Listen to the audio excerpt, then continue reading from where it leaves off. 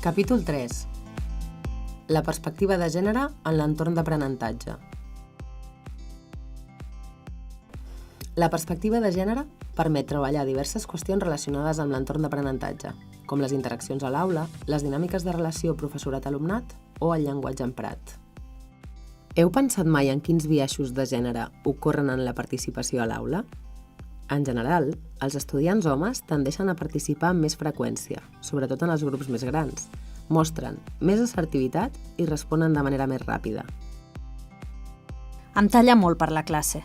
El fet de pensar, si faig aquesta pregunta, semblarà que no he entès res? Qui aixeca primer la mà? Molt poques vegades ho fa una noia, per no dir mai. Alhora, els homes estudiants interrompen amb més freqüència les seves companyes. I en el cas dels treballs en grup, has pensat si es produeixen algunes dinàmiques de gènere?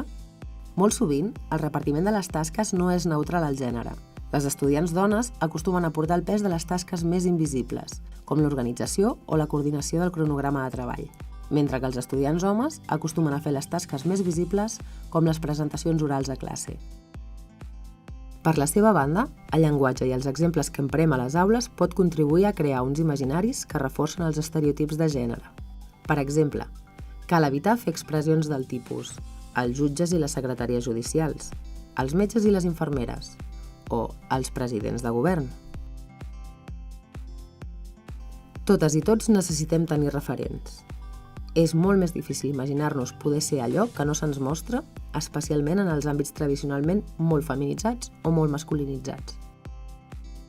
Per últim, la perspectiva de gènere també ens facilita prestar atenció a com les metodologies d'avaluació poden produir diferències en els resultats acadèmics de les dones i dels homes estudiants.